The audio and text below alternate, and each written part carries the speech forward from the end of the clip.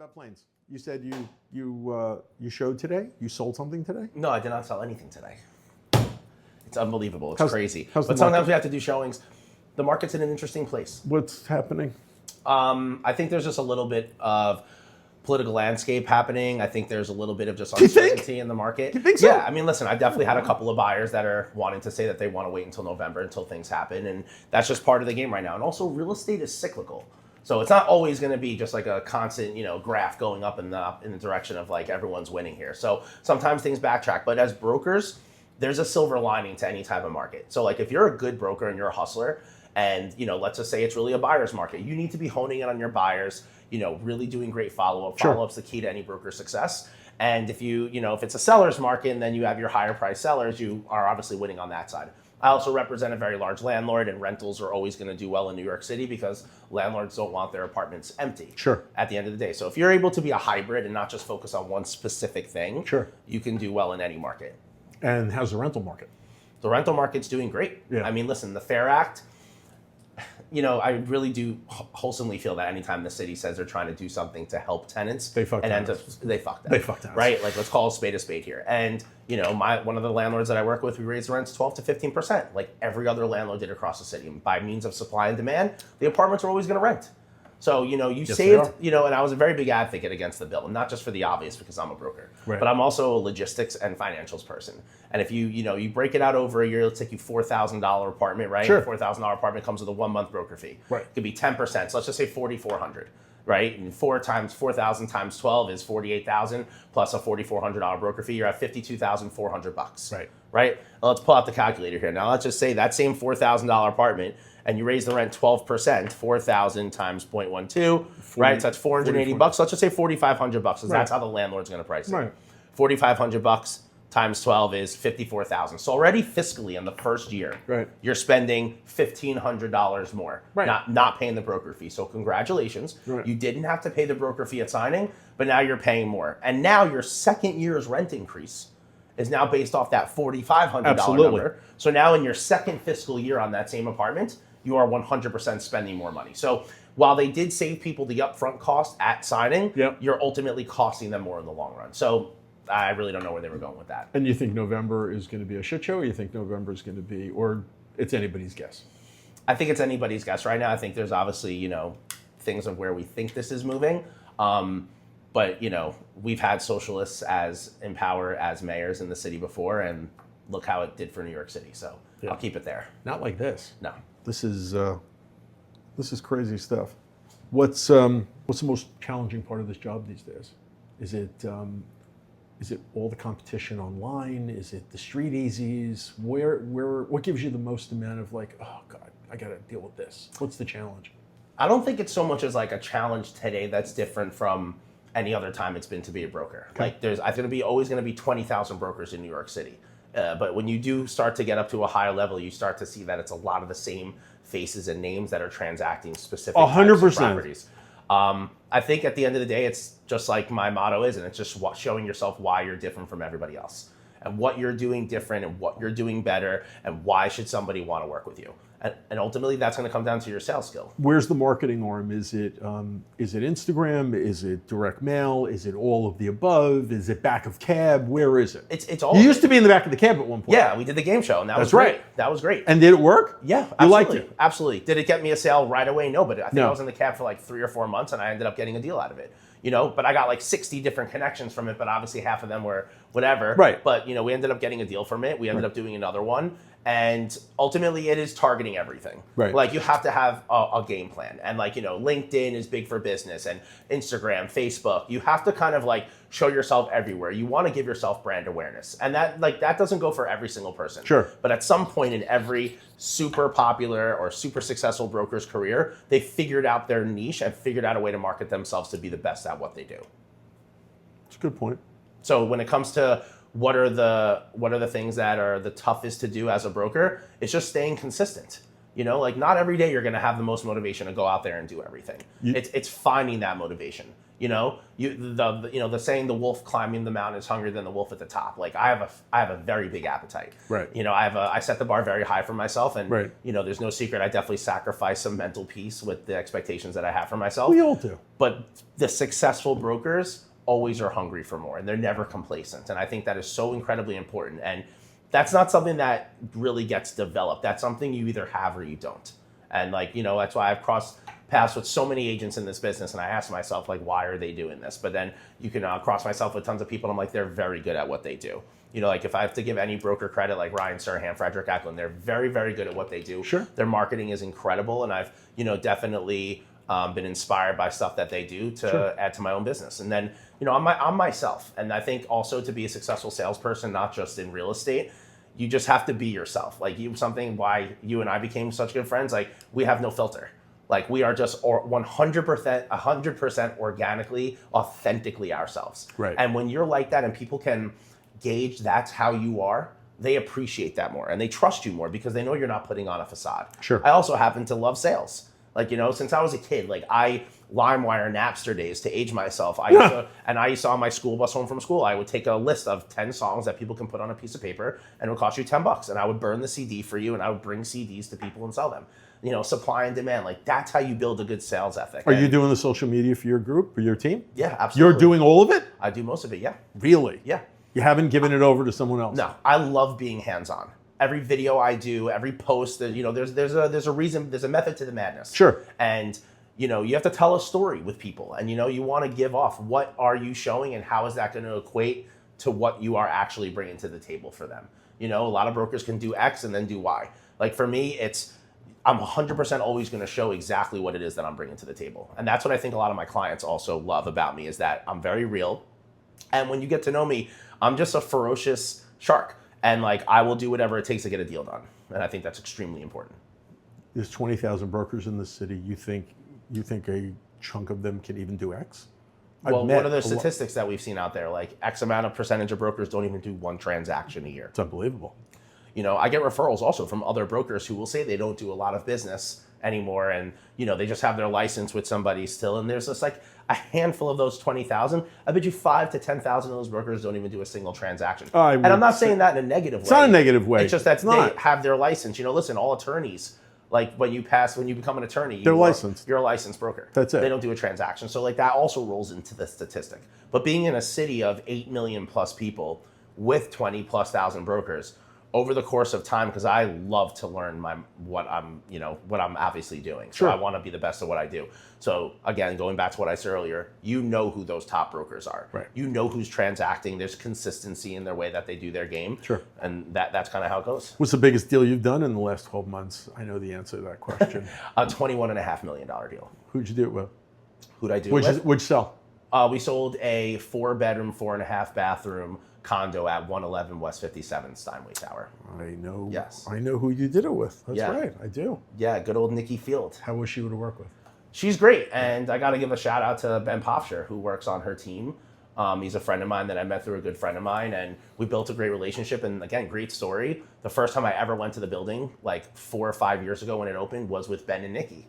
Ben wanted to introduce me to Nikki Field. She was great. She took me to the Versace mansion, and we ended up going to this Louis Vuitton event at the building. And, you know, we joked around and was like, one day we'll do a deal here together. And, you know, lo and behold, they got the project over to do. There you go. You know, it was actually amazing to work with each other on that deal. She's, in the best definition of the world, the woman is an absolute class machine. Yeah. That's it. Yeah, I have only good things to say about I will her. never be able to be that good in those many years. I disagree. I think you are that Not a caliber chance. of what you do now. Not a chance. She's so good. It's unbelievable. 2 questions, kind of the same thing, 2 sides of it. You're selling a wreck.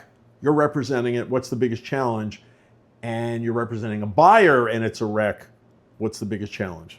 Take the selling it first. Selling the wreck?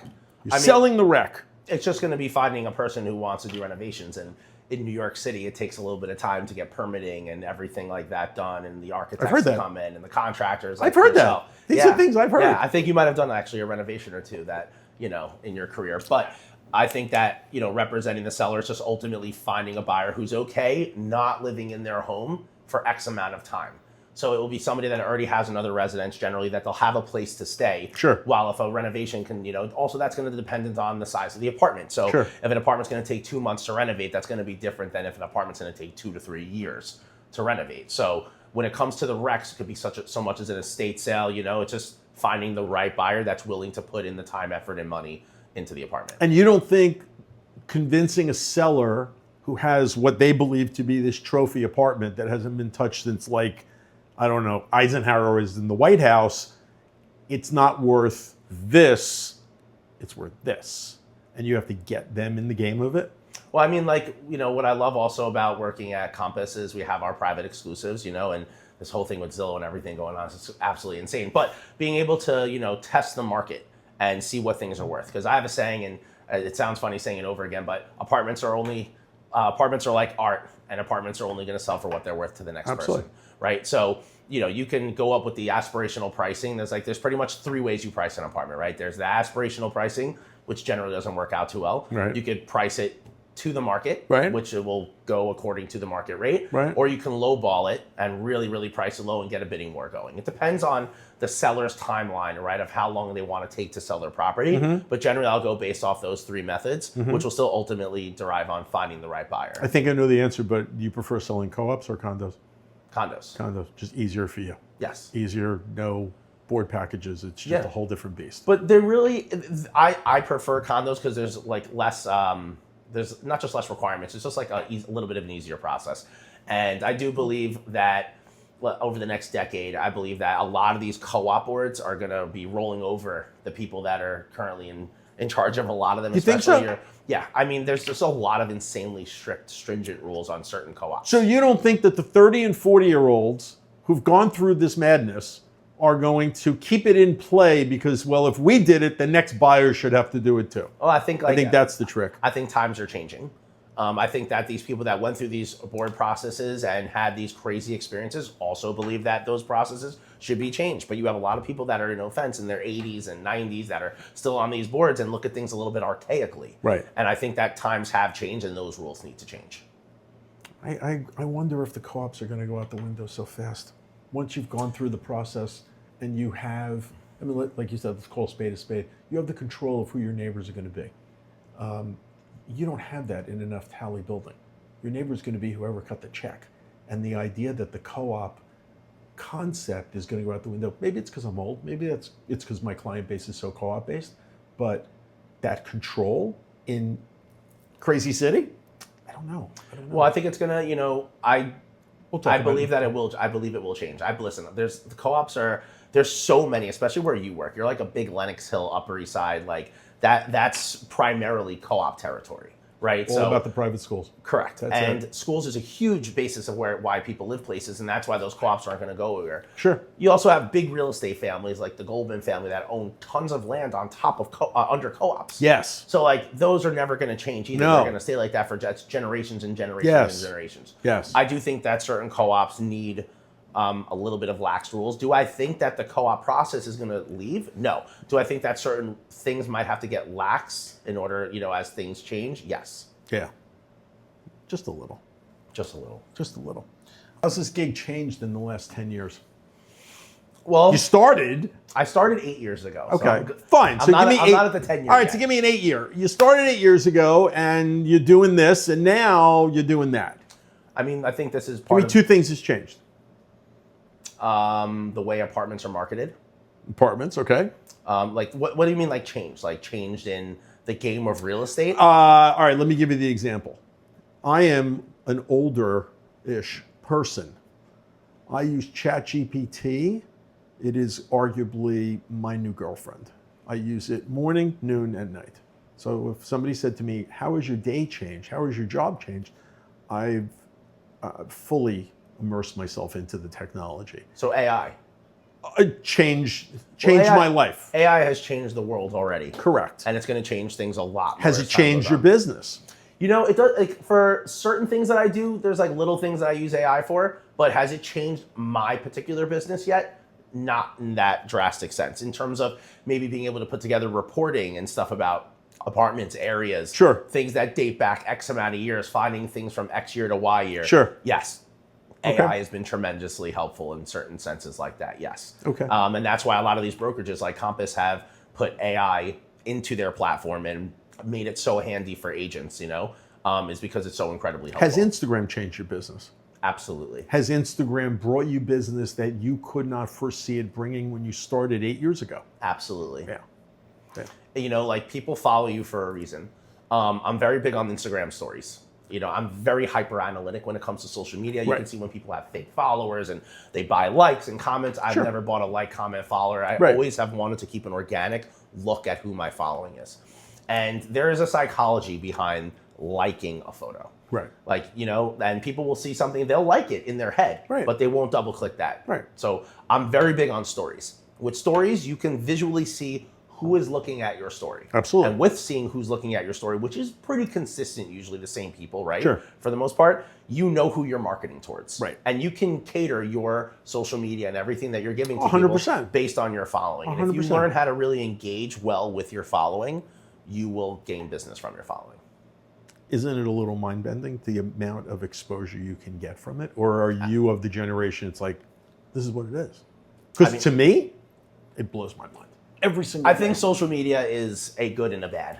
I think it's complete 50-50. That's a whole different podcast. That's a whole different podcast. Yeah. But has social media helped? Yeah. I mean, you're able to get in touch and get seen by people that a decade ago, 15 years ago, was absolutely not possible. Mm-hmm. And that's how, with the reality shows, and there's, pros and cons of those as well. Sure. You're able to get in front of so many different people. And when you are in front of that many different people, some people are going to like that. Guys like me and you talk fast and that we're a little bit intense. And then there's going to be people that are like, this guy is a little bit too much for me. Right. You have to be adaptable in business and adaptable with the way that you are on social media. Right. But for me, I've always liked to, again, going back to how you are as a personality, it's just be real with people, show people the way that you are. And, I do a lot of fun stuff. Like I definitely have a lust for life. So between flying, I love food, and I love posting real estate content and selling sexy real estate in New York City. So if you give people a taste of what you're like and they can relate to you, Sure. it makes it easier to work together. Sure. And that's, I've gotten reached out. It can't be all real estate. No. There's no reason. My airplane and food content get more likes and views than my real estate does. My kid gets more likes than anything I do, and she loves throwing at my face. Exactly. And she's 100% right. And these algorithms on these social media platforms know what people are engaging with you, and that's why they'll get your stuff out to more people. And you cannot, it changes so often that you cannot handicap it, you can't figure it. You just got to do what you said. You got to go out there, be yourself, say your piece, see where it goes, and that's it. And literally let the chips fall where they may. Which leads to the question. So you've got your secret sauce. You do your thing, right? Now all these kids are coming in the last, what are we going to say, 5 years, and they're watching reality TV, and there's more and more reality TV. What do you want to tell them? Like, what would you tell a kid, a 22-year-old, a 23-year-old who said, I'm going to be a real estate broker? What would you tell them? A, what's different about reality TV relative to reality? And B, what would you impart them from your secret sauce? Ooh, that's a good question. I tried. When it comes to the reality TV, it's not all what it seems. And it's not all what it seems? No, it's not all what it seems. No. You're being very kind today. Yeah. Wow. Obviously, listen, reality TV has pros and cons. I think it's an amazingly positive platform for people to get themselves in front of people. I mean, like for the person on the reality TV show to become famous. Correct. Okay. Now, considering that person that you just asked me about is going to be watching those people and basing their liking of real estate off what they're seeing on TV. Yes. The process of what you're seeing, how real estate's done on TV, is not how it's done in real life. Correct. It is different. Correct. Is there, for the brokerage standpoint, does it get you out in a huge stage? And if that person who wants to get into real estate is like, I would love to be on a TV show one day because it'll get me out in front of people, great. That is a positive. I believe that will happen. For somebody just starting in the business, it's just you have to be okay with dealing well with rejection. Like, this business is very, very big with rejection. On the reality shows, you're not seeing that. On the reality shows, you generally see like, oh, someone calls, they put in an offer, hey, okay, and then they call them back, hey, I got this offer, okay, that's the counter offer, and then you call them back, that's the counter offer. It doesn't go that fast always. Okay. There's days in between. There's a lot of back and forth. Okay. And, to manage expectations. Okay. And I've taken people onto my team who have had zero experience in the business. Okay. Zero. Okay. And have just given them the tools, given them the secret You've sauce. schooled them. I've schooled them. You've trained them. I enjoy training and mentoring. Okay. So Yes. the question is, it's a good follow-up. Have you ever done a deal with somebody who was on a reality TV show absent Frederick or Ryan? So you're saying aside from those guys? Yes, aside from those two, because those two have kind of set the bar for them. I know Ryan, salt of the earth. I don't know Frederick personally, but he's printing money. Now, everybody else on these reality TV shows, have you done a deal with them? No. Okay. I've done deals. I've done deals with Frederick's team. I've done deals with Ryan. Right. But the other agents that were on the show, that I go and think back to all these guys, no, I have not physically done a deal with these guys. Have I done showings with all of them? Most of them I've done showings with. Sure. Yeah. Sure. And like they are what they are on TV. Like they're good brokers. It's just a matter of being realistic with what those listings are and how they got the listings, let's say, pertaining to the TV show. But I don't think there's anything bad with reality TV.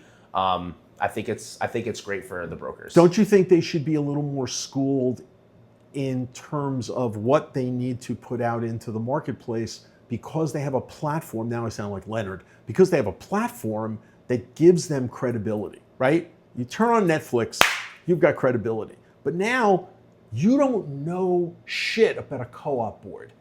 You don't know shit about a lot of things. The broker in question. The broker in question. And don't get me wrong, male and female, they look fantastic on my 65-inch.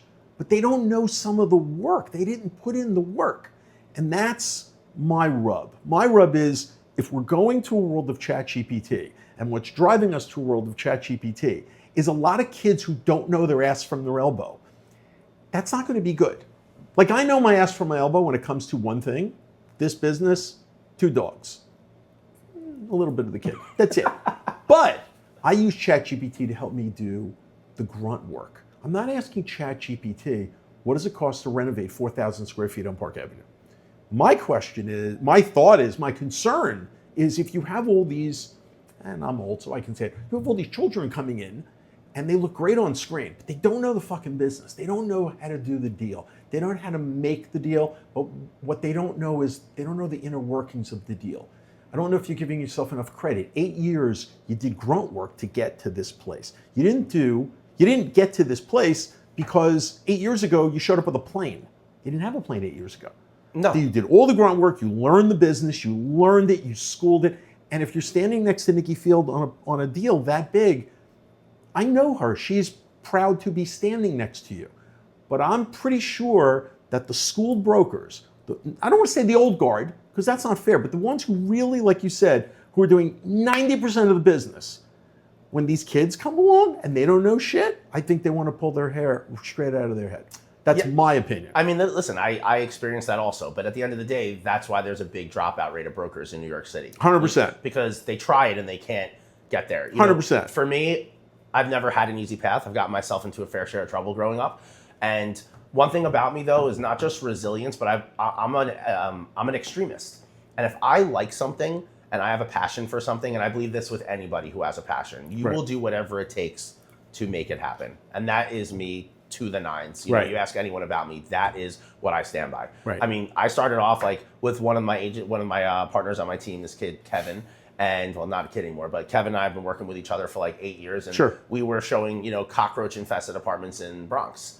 Like, we started representing Harlem landlords. And I'm not like discrediting any of these apartments. It's just obviously you did the work. We did really the work. We did. There's no shortcuts. This first guy that I ever worked with, this guy Ian, he passed away, and there's no shortcuts to the top of the mountain. Right. No, and yes, there are the one-offs of people who get big deals, and but you have to stay consistent throughout. You're only as good as your last deal in this business. If there was a reality TV show called Plumbers of New York, well, then you could get people to go on the show, show their arms, they're lifting pipe, but there isn't. you could get, if there was a reality TV show called Mill Workers of Miami, you could get people on the show. The reason why people are going into real estate is because it does look glamorous. It's not that glamorous. And people aren't making money until they do the grunt work. And if they do, because they happen to look a certain way, welcome to America, 2025. That's what it is. I know. But that's the adaptability factor. And listen, on these TV shows like a Netflix, and you're advertising out to the entire world, you know, like they want to put attractive real estate on the show. That's what you want to watch. No one wants to watch. And at the end of the day, let's be real. What's the most expensive asset you're ever going to purchase in your life? A plane. Exactly. It's going to be your home. Right. 95% of the time. Right. 98% of the time. Right. People can relate to that. And because, you know, no offense to like, you know, the middle of Oklahoma or Nebraska, but there's a reason these real estate shows are in cities like Miami, Los Angeles, New York. It's the sexiest real estate in the United States. And also, quite frankly, the most expensive. Although I will say, you know, you just said something, so my crazy brain starts working. Wouldn't it be cool if they did a reality TV show like in Montana, just because they'd say, like, we're selling 1,000 acres?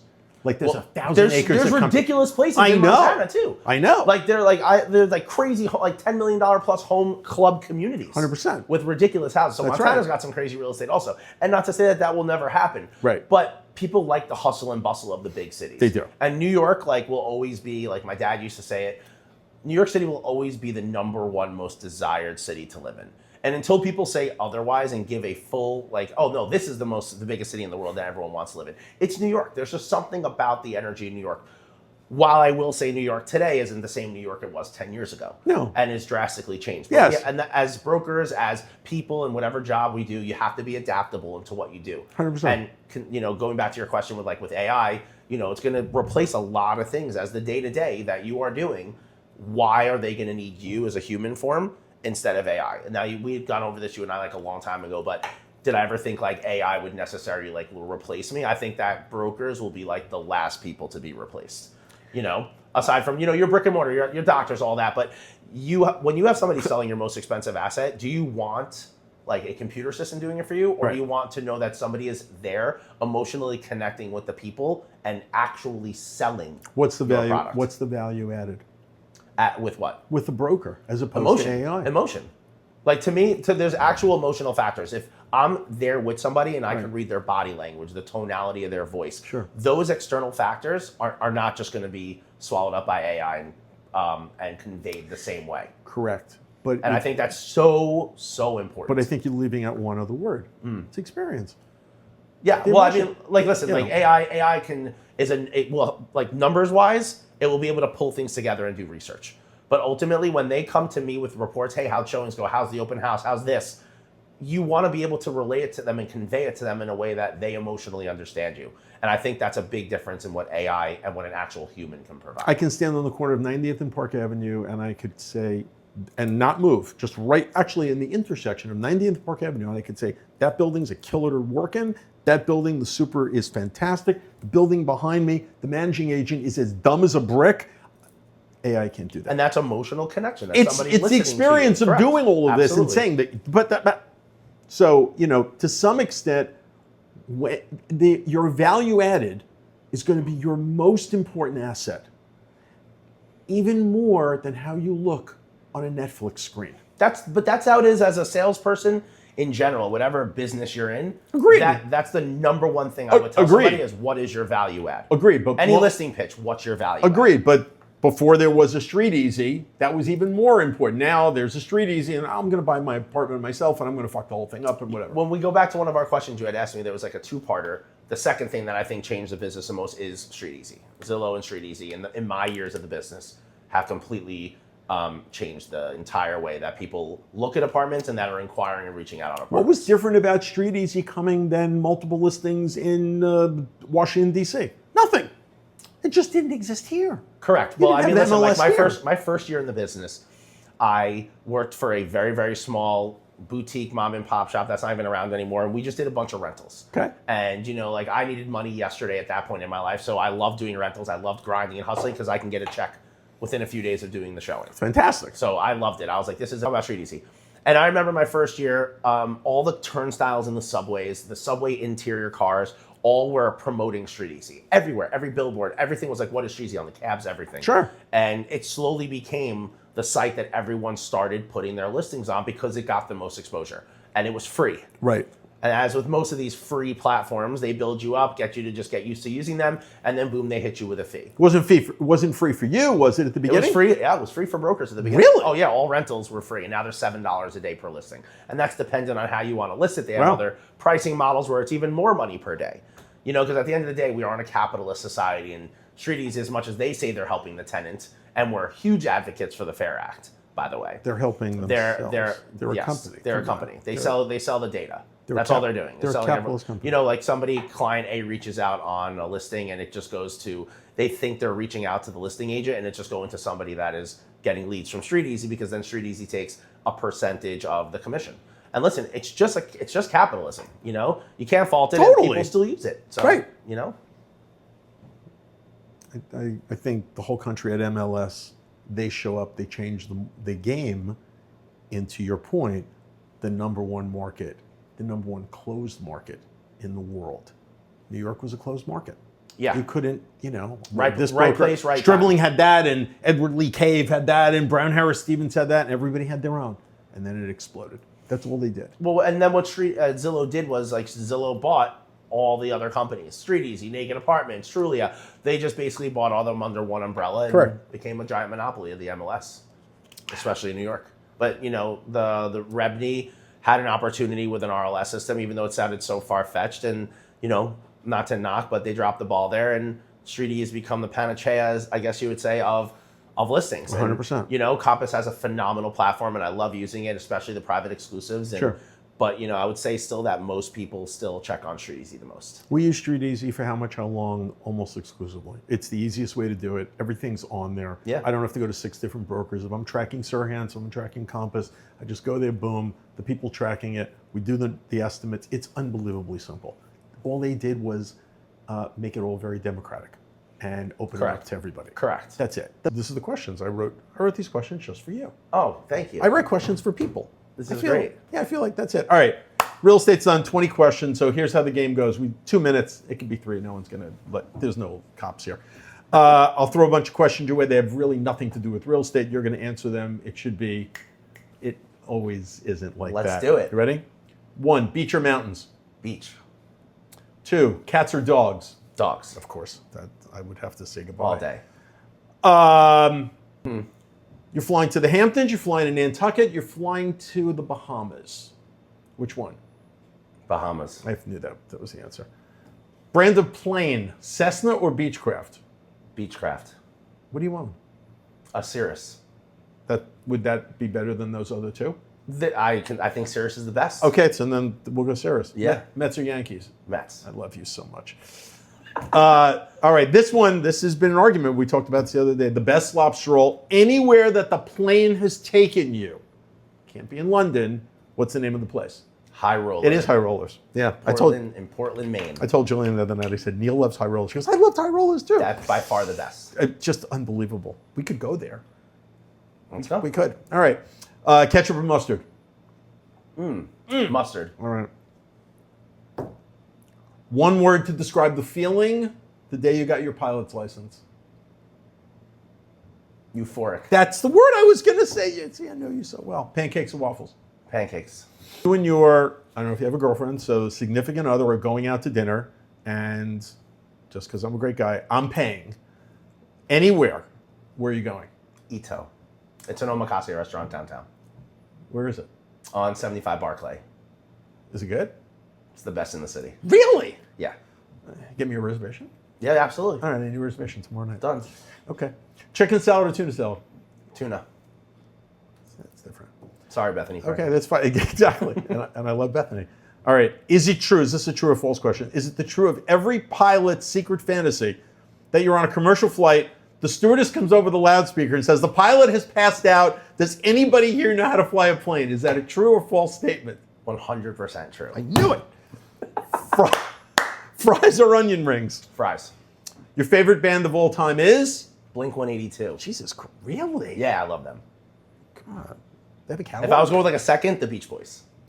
Oh, God. I thought I knew you. You think you know somebody. Cars, gas or electric? Gas. Do you think there'll be an electric plane at some point? There already are. And I'm not flying it. Okay. Cake or cupcake? Cupcake. Cupcake, that's a good answer. Your all-time favorite movie is? Dumb and Dumber. Who are you? Call or text? Call, always. You're a caller. Give me a one-word adjective to fly low over the 7 Mile Bridge in the Keys. Put your head there. You're there. Ridiculous. Yeah. Favorite bagel flavor of choice is? Everything. That's my man. My last question, what do you want to be doing professionally 5 years from now? The same job. Same job. Yeah. More flying. More flying. Same city. Same city, and I want to expand down to Miami. And you want to expand down to Miami. Have you been down to Miami? Just It's a fucking about shit 50 show. times. It's a I love shit it down show. there, though. You know, I love it down there, too. I love the lifestyle down Have there. you worked there or just partied and hang out like me? During COVID, I got to live there for a few months. Really got used to the lifestyle, but it was also in the wintertime. Summers are brutal there, but you know the goal is always to have the place in New York and a place in Miami. So be back and forth by East Coastal. By East Coastal. And the ultimate goal is to have a Vision Jet, which is like the big brother of the plane that I have, and it can go nonstop New York to Miami How fast? in like 4 hours. That's not bad. Not at all. You don't stop at all. No. That's 31,000 feet, oxygen in the cabin. what do they get for that? About like 3+. I figured it's about 3. Good man, these second. I love you. Love you too, baby. See you soon. Thanks, buddy. Always.